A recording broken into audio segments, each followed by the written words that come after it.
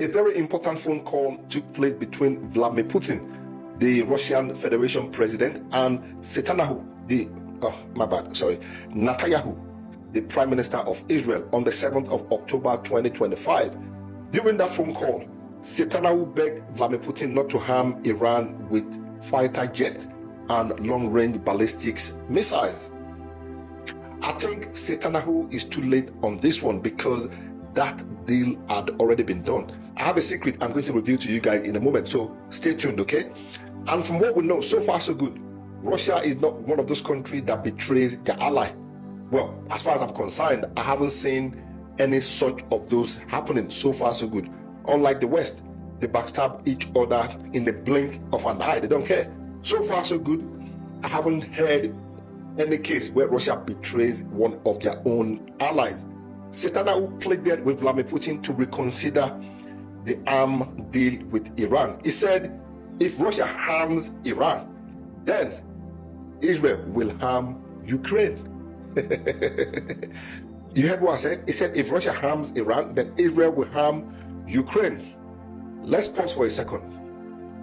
Is Netanyahu forgetting something? That about 50 countries plus had been doing that for the last 3 years, and they have not been able to make any impact. So far so good. The guy is trying to play this pressure tactics, something 50 countries plus, including his own master Donald Trump, have been doing for the last 3.5 years, and they have achieved absolutely nothing. Netanyahu said Israel could in return intensify its military aid to Ukraine in future. This was according to the report, okay? Maybe that is true, maybe that is not true. But you know what it is? There is no smoke without fire.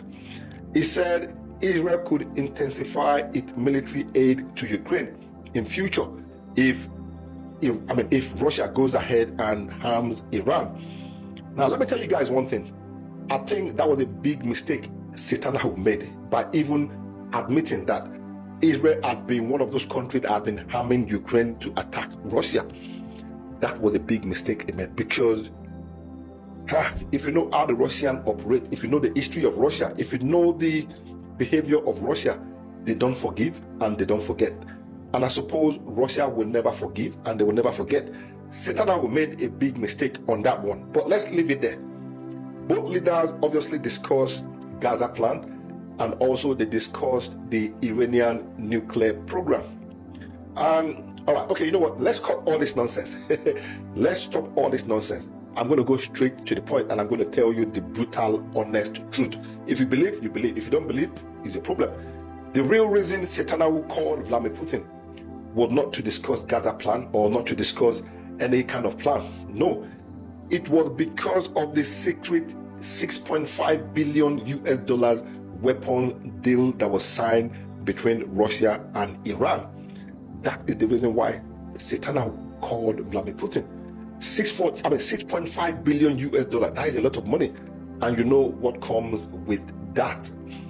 In that secret deal, Iran planned to get 48 Su-35 fighter jets and a lot of electronic warfare equipment, manifest and radio frequency systems. Iran is listed as a customer code 364 for delivery between 2026 and 2028. Now, let me tell you something. With 48 fighter jets, Iran could easily field 2 full squadrons with powerful air superiority in the Middle East with long-range capabilities. And this would definitely change the air dominance in the Middle East forever. With 48 fighter jets and long-range capability missiles, that would change air dominance in the Middle East forever. At the moment, Iran is currently operating the old